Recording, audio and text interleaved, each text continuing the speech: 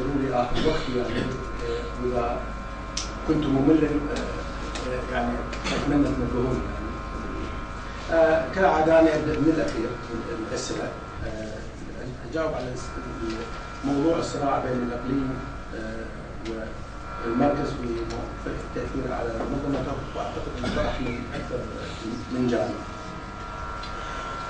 الاخوه يعرفون انه احنا قبل وزاره الحكومه المركزيه اصدرت قبل سنتين او ثلاثه سياسه الطاقه من الان حتى 2035، ومن ضمنها سياسه النفطيه وسياسه الغاز وبقيه الصناعات المتعلقه بالطاقه. إذا نجي نركز على السياسة النفطية، احنا العراق هو عضو في منظمة أوبك اللي تم تأسيسها 1960 في بغداد من 5 دول: السعودية والكويت والعراق وفنزويلا وإيران. بعدين توسعت مرور الزمن، ناس أقطار إجت أقطار، هسه لحد الآن هي 12 بلد. والعراق الآن عضو فعال في المنظمة. السياسة فبالتاكيد احنا سياستنا الانتاجيه وسياستنا التصدير وسياستنا النفطيه بشكل عام هي سياديه، يعني صحيح احنا اعضاء في اوبك ولكن هي سياديه، واحنا اللي نقررها بدون ان تكون الى منظمه اوبك اي تاثير عليه، وانما منظمه اوبك هي في المنظمه تنظر في مصالح الدول، وخاصه فيما يتعلق بتحقيق اكبر سعر ممكن أكبر إنتاج ممكن للدول وبسعر عادل أو سعر مناسب يتناسب مع قيمة هذا المنتوج في ذلك الوقت. وهذا هو سببها في الوقت الحالي. الصراع اللي موجود بين الإقليم والمركز لحد هاي اللحظة ما له كثير، ولكن إذا ليش؟ لأن إحنا في الوقت الحاضر أول العراق هسه هو 2012 قررت اوبك انه الكوتا يكون جماعي وليس فردي وليس انديفيدوال لكل بلد، يعني احنا كنا خارج الكوتا من التسعينات الى 2010. من اوبك دول قمت على دول انا صدر اكسبت العراق. الان وهذا يعني حقيقه نجحت الدبلوماسيه في كل الدول، يعني حتى احنا ارتاحنا لهذا الوضع، وحتى لا تصير خلافات كبيره بيننا وبين الكبار المنتجين، واللي احنا نريد نصير كبار المنتجين من الطرف الثاني من الحاله. ولحد الان السياسه او الخلافات الموجوده ما اثرت على السياسه الانتاجيه. يعني العراق من يذكر انتاجه الاقليم يذكر بدليل بالميزانيه طبعا التصديريه فتنذكر يعني، ولكن هو من الافضل ان يكون البلد له سياسه موحده بالمستقبل ياثر على هذا الصراع. ليش؟ لان مثلا الاحتياط العراقي هسه الموجود مسجل هو اللي 143 ولكن ما لم يتضمن الاحتياطي اقليم كردستان، وهذا احنا نتمنى كعراقيين انه الاحتياطي مال اقليم كردستان 20 او 30 مليار يجب ان يكون مع الاحتياطي فيعزز موقف العراق، ونفس الوقت كل العراق في المفاوضات القادمه اذا طلبت الامور انه ترجع الحصص، فالعراق يكون موقفه التفاوضي اقوى، لان هاي احد العناصر المهمه في الانتاج هو الاحتياطي. وهسه احنا تقريبا نعتبر ثالث او رابع احتياطي في دول اوبك بعد فنزويلا والسعوديه وايران، واحنا في المركز الرابع. يعني ايران بعد اسبوع من احنا قررنا قلنا 143 هم اعلى التقرير الى 151. اثنين، مساله السياسه التسويقيه. السياسه التسويقيه ترتبك جدا، وانا هناك اكد على هذا الموضوع، يعني في حاله انه يكون في البلد مصدرين. يعني احنا عندنا سياسه تصديريه تجاه جيهان، ونعرف انه هذا اللي يروح اللي يصدر منه جيهان يروح الى الاسواق العالميه اللي موجوده في امريكا وفي اوروبا. واللي صدر من ميناء البصره كافه موانئ البصره صدر الى 3 اسواق، السوق الامريكي والسوق الاوروبي والسوق الاسيوي. واحنا كانجاز حققته وزاره النفط حقيقه في 2006 كان حصه العراق النفط العراق يكون الى 28%. الان حصه العراق تعتبر 60% الى الشرق، والشرق الميزه به انه سعره عالي وغير متذبذب، يعني التذبذب مالته لان اليته المستقره يعتمد على معدل الشهري لنفط عمان ودبي. وايضا ما ندفع ترانسبورتيشن كوست، يعني ما ندفع كلفه نقل في حين والمعدل شهري، في حين النفط اللي متوجه الى امريكا اليته تختلف. و بعد 5 ايام بعد 15 يوم من البيل اوف لينك او مستند الشحن او تحرك الناقله 5 ايام ورا 15 يوم وهي بالبحر يحدد سعرها. هذه الاليات بعدين احنا نجي هل هو جاب على الاستاذ هل هو هذا سعر النفط يحدد من قبل العراق او من قبل الاسواق العالميه. وحتى اختصر الموضوع لهذا السؤال انه احنا سوق المشترين وليس سوق البائعين. السوق المشتري يعني سوق الطلب هو الحاكم وليس العرض، ولكن العرض ايضا اذا كان اكثر من الطلب فيكون مؤثر. لذلك احنا نتحكم بالطلب العفو بالعرض، والاسواق العالميه المستهلكه تتحكم بالطلب. بس في نهايه المطاف الكفه تكون الان هو سوق الطلب. ونرجع على الاجابه على السؤال. نعم يجب ان تكون هذه المسائل الموجوده بين الاقليم والكردستان يجب ان تحل، ويجب ان توجد حلول جذريه وليس حلول يعني كل ما تظهر مشكله في فتره اخرى وتصير المشاكل، وانما اذا ان شاء الله تنحل هذه المشاكل الموجوده العالقه، واللي نتمناه انه يقعدون عندنا سنه اخرى 2015 تنحل كل هذه الامور، كل هذه الامور تنحل ويصدر قانون النفط والغاز، والامور الاخرى تنحل مال موضوع البترودولار ويحدد سواء سياسه نفسها او الاقتراح اللي ورد انه ديفلوبمنت يعني صندوق التنميه لتلك المحافظه اللي مظلومه وخاصه محافظه البصره.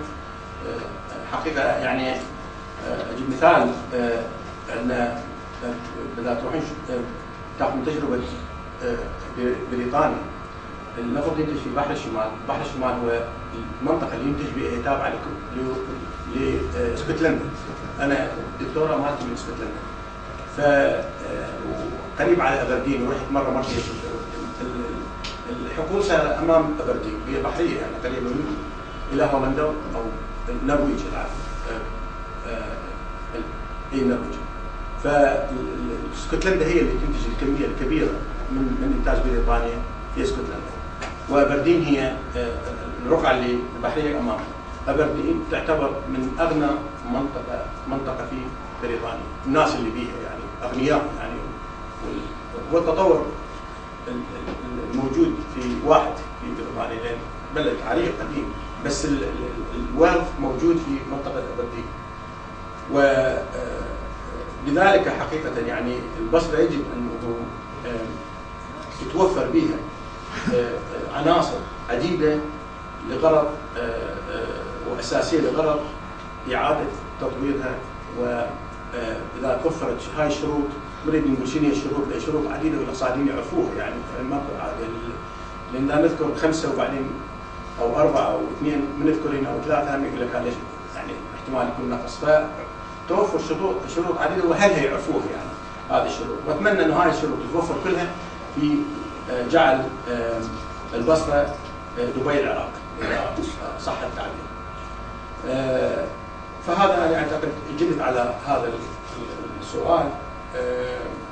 نرجع على بالنسبه اقول فشيء جدا ضروري هو ليش هل الحكومه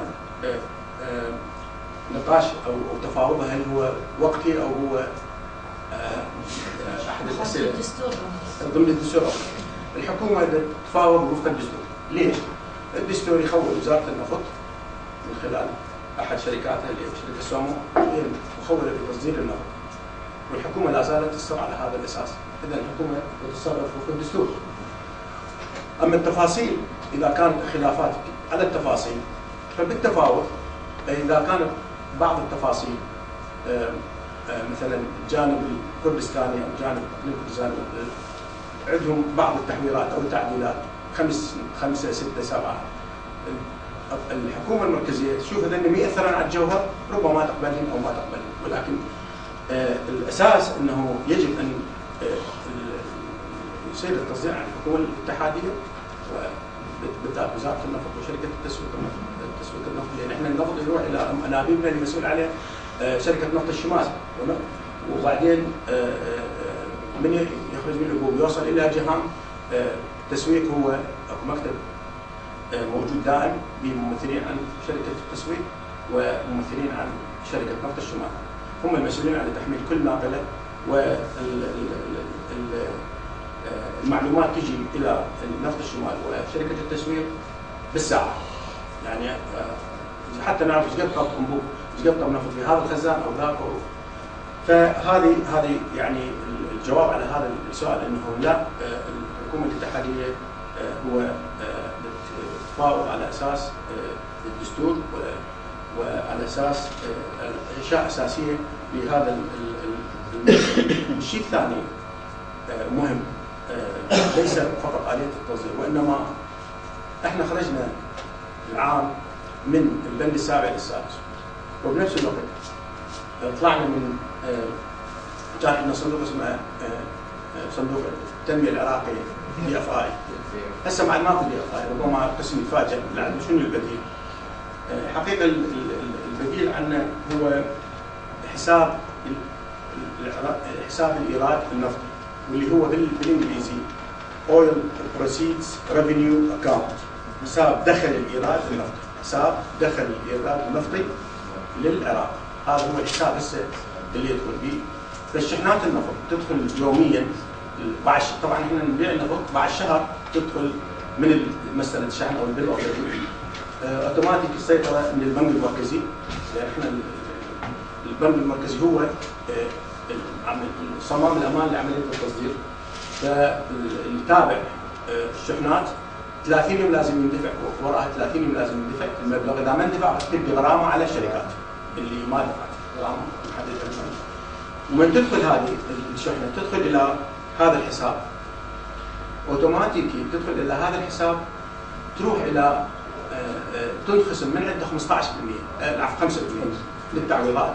فاوبرا 1 واوبرا 2، يعني احنا صار حسابنا اللي هو نسميه ايضا القديم، يعني DFI، هو مو DFI بس هو هذا الحساب اللي يعني لو تقطع من عنده 5% فيبقى.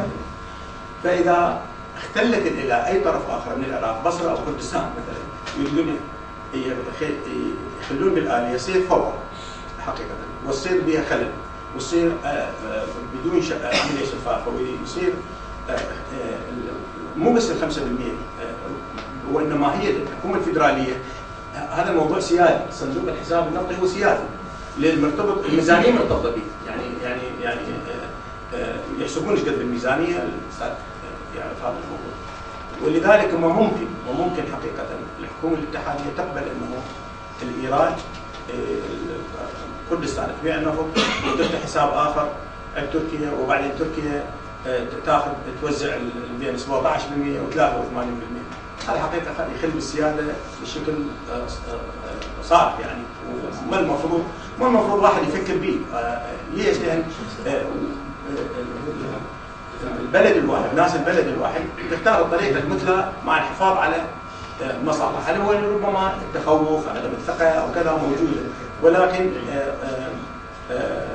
ضروري انه، واعتقد الاليه بسيطه، انه يروح النفط هذا المصدر من كردستان بالانبوب يروح الى جيهان، والاليه المتبعه بتصدير النفط العراقي اليه معترف بها من الرقابه ومعترف بها من الوزاره ومكتب التعاون والشفافيه الدوليه. كل هذا صارت. احنا صدر هسه التقرير الثالث 2009 و10 11 ماكو اي فرق بين ما احنا نقول له من كميات واسعار، وياخذون احنا نقول يلا صدرنا ل 32 شركه 42 شركه هذه المبالغ وهاي الكميات لكل شركه. تروح الشفافيه الدوليه اللي هسه موجوده هي المدقق المطابق مالتها راح بهاي 2010 11 راح اخذ الارقام من بقيه الشركات والمدد الشركات الدوليه احنا نركز عليها لو المزيد لو احنا الى ان جابوا كل الارقام طابقوها ما لقوا اي فرق. نفس اللي احنا نعطيه موجوده هناك. فاذا هذه الشفاف اكو آلية شفافه ومعترف بها. ليش واحد يروح يفتح حساب ويجي ثانيا بما انه اقليم كردستان هو جزء من الموازنه، اذا الايراد اللي يروح للدوله وبعدين شهريا ربما ينسحب مبلغ من قبل الحكومه يمكن يعرف من اللي يوقعون على شهريا او شهريا مخولي بالتوقيع السحب من الصندوق، يجي البنك المركزي، البنك المركزي يوزع الموارد. بالنسبه اعتقد هذا يعني يمكن اجابه اتمنى ان تكون موضوع الكفاءات. من دي اف اي هسه الان هذا الحساب الفرق بين شنو هو بين الدي اف اي وهذا الحساب الجديد؟